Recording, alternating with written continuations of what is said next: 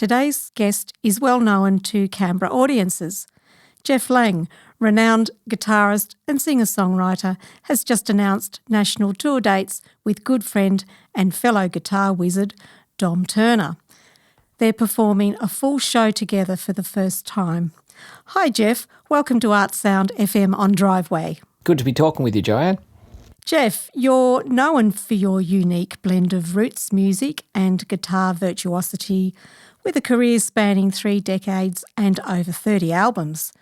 You've collaborated with an incredible array of musicians over the years. How did this tour with Dom Turner come about? Dom and I have been friends for a long time, and it was something that we started talking about a little while back. We did a couple of shows on the same bill where we just were playing our own sets separately, and we just had a little bit of a play together at the end of the night.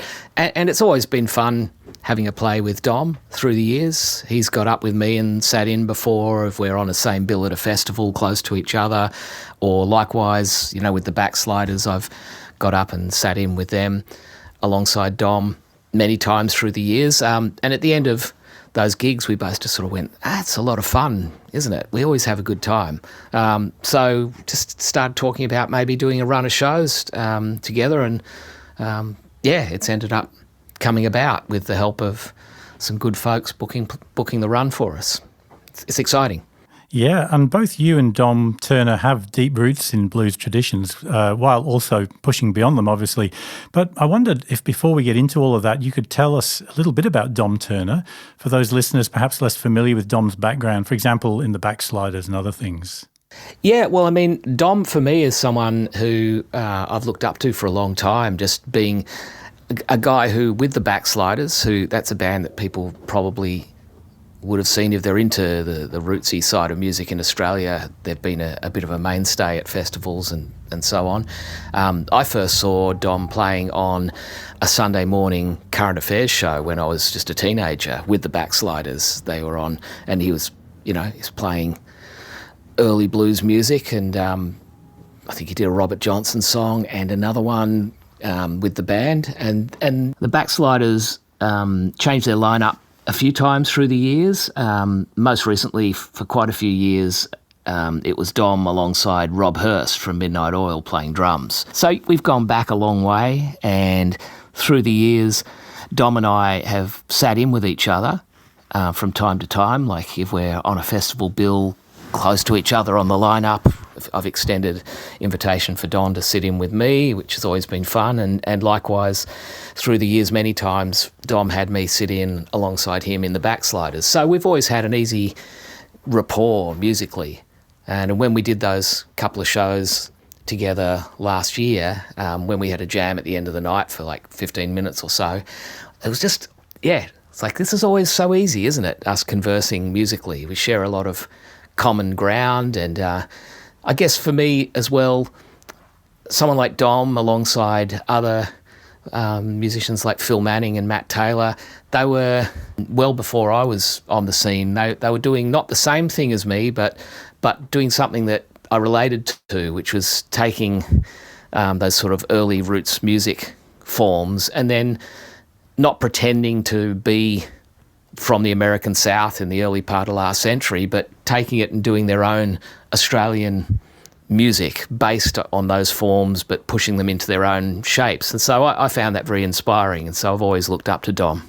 You mentioned the common ground that you and Dom share. Is that the sort of thing that you mean, that you Australianise it? But are there other things that you share with Dom as well, musically? Oh, we've got a lot of influences in common. The early blues musicians that formed the backbone of a lot of blues music, or for all blues music, like, your people like Skip James and Robert Johnson and so on.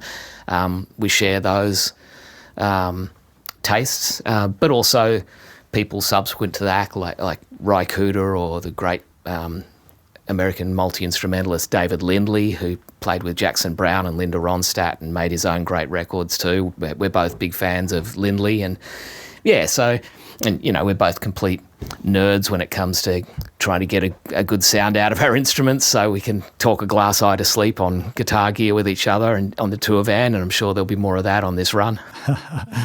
So when, two very accomplished guitarists like yourselves share a stage, is there a sense of musical rivalry, or is it more about, as you mentioned before, conversation and collaboration? Yeah, it's more the latter for me. And competition doesn't really work in music. It's not like sport. There's no, in sport there's a score line, and there's a measurement that is an objective measure of whether someone beats someone else. But you don't beat someone at music. It's a conversation, and backwards and forwards. And that was one of the things that I really have noticed about when fantastic musicians get together on stage.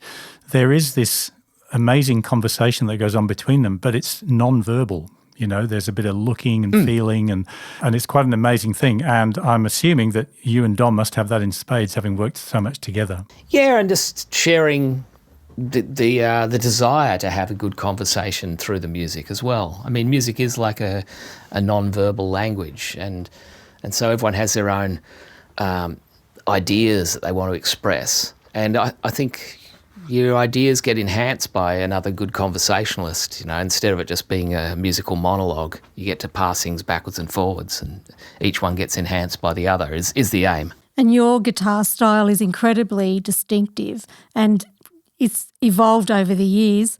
I'm wondering, are there techniques, tunings or sounds that you'll be exploring on this tour with Dom that audiences might not expect? It's hard to know. I mean, what happens night to night is, I don't know what anyone expects. You just try and do the best you can on the night. But, it's bound to be different night to night. We've got a couple of new songs that we've written together that we recorded that we're going to be playing. So that was something that we cooked up especially for this run of shows. But then we're also going to be playing music from throughout each other's careers together, and those songs will take on a different form from the way they were performed without, my songs without Dom being part of it. They're naturally going to change with him there, and likewise me playing on his. So, yeah, it'll be interesting discoveries, hopefully for the audience and definitely for myself. And no doubt there'll be plenty of music fans excited about the opportunity to see two favourites playing side by side. Hope so. So you've obviously been doing this for decades, as we've already discussed, but one of the things that really strikes Joanne and I, apart from the talent and creativity that you bring, is the way you connect with people. So obviously you've got this huge following on socials, has a lot to do with the interesting or perhaps irreverent things you say, and you also don't shy away from showing your vulnerabilities in a really honest way. And people obviously love and relate to that. I was wondering if you could tell us a little bit about how important it is to you, that connection and sharing with your fans. I guess I'd say that it's good to not be phony with people. There's so much pressure on musicians to present a shiny face on things. In fact, not even just on musicians. It's a phenomenon of the social media age. Everyone has a lot of pressure to present a best version or an idealised version of what they're up to. But it's not reality. I mean, most of life, if you average it out on a day, well, a lot of it can be pretty mundane. It can seem like, to me as a kid, being a musician was an incredibly romanticised thing, But I sort of knew from reading interviews that even the drudgery of it was there. It's not just playing on a stage in front of people applauding you all the time. There's a lot of things that are just driving around and hanging about. And I kind of accepted that was going to be the case. But it's important, I guess, like I say, to just to be genuine with people instead of feeling that pressure all the time to tell everyone that you're doing better than you are. Doesn't hold that much interest because it's not real. I wondered, Jeff, what still excites you about picking up a guitar after decades of creating, performing, touring and recording?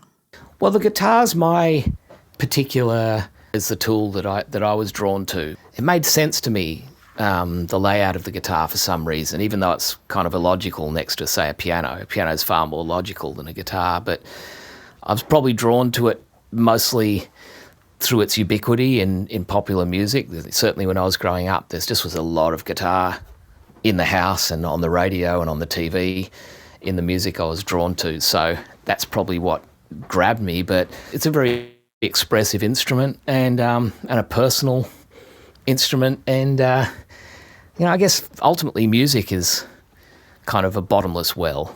You can't really master it. And it's not like something like, friends of mine who play golf say that golf is always frustrating you because as soon as you think you've got a handle on it, it kicks you on your butt.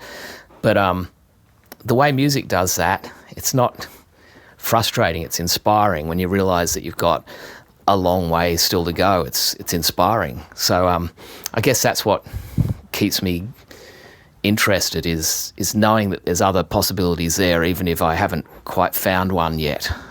They're there. And I can always go to listening to other people. I don't have to be inspired all the time by what I'm up to. That would be frustrating because it's, my own music can let me down frequently, but music itself never does. And if I need to, I can always find someone to listen to.